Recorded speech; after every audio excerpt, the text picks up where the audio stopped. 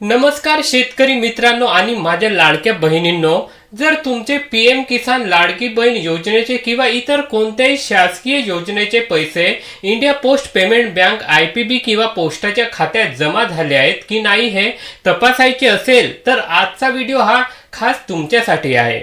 Post ऑफिसमध्ये जाण्याची अजिबात गरज नाही, फक्त आपल्या मोबाईलच्या मदतीने घर बसल्या अवघ्या 5 मिनिटात आपल्या पोस्टाच्या खात्याची संपूर्ण स्टेटमेंट कशी पाहायची ते मी या व्हिडिओमध्ये स्टेप बाय स्टेप सांगणार आहे। तर म्हणून हा व्हिडिओ शेवटपर्यंत नक्की पहा आणि चॅनलवर नवीन असाल तर चॅनलला सबस्क्राइब नक्की करा।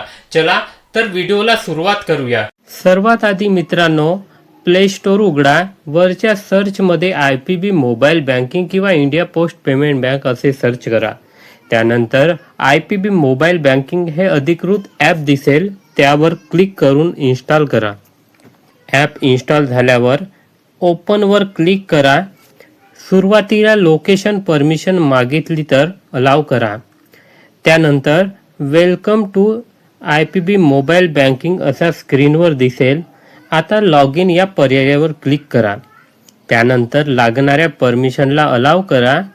जर तुमच्या मोबाईलमध्ये 2 सिम कार्ड असतील तर आयपीबी खात्याशी लिंक असलेल्या सिम निवडा।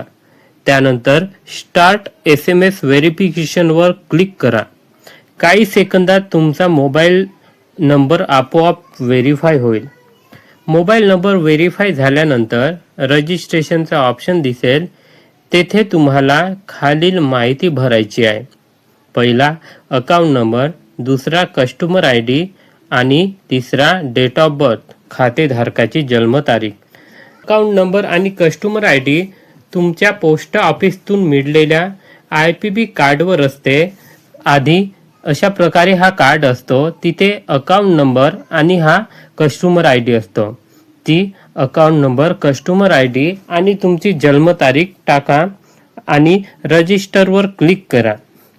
आता तुम्हाला 4 अंकी MPIN तयार करायचे आहे।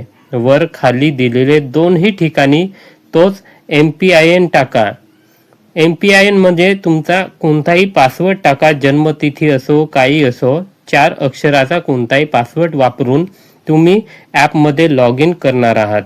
MPIN टाकल्यानंतर सेट MPIN वर क्लिक करा। त्यानंतर तुम्हाला 4 सिक्युरिटी क्वेश्चन दिसतील। प्रत्येक प्रश्नाचे उत्तर भरायचे आहे मित्रांनो।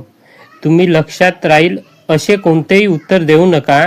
4ही प्रश्नाची उत्तरे भरल्यानंतर सबमिटवर क्लिक करा। त्यानंतर मित्रांनो OTP व्हेरिफिकेशन पूर्ण होईल आणि तुमचे रजिस्ट्रेशन यशस्वी होईल। आता पुन्हा लॉग इनवर क्लिक करा।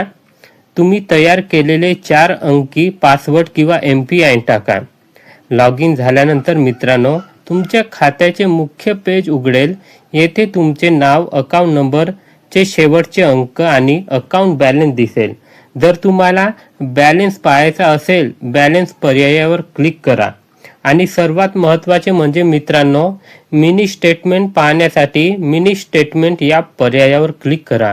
येथे तुमच्या खात्यातील सर्व व्यवहार डेटा वाईज दिसतील, जसे पीएम किसानचे पैसे जमा झाले की नाही, लाडक्या बहिणीचे जमा झाले की नाही, कोणते बाहेरून पैसे जर येणार असतील तर ते सर्व इथे दिसतील।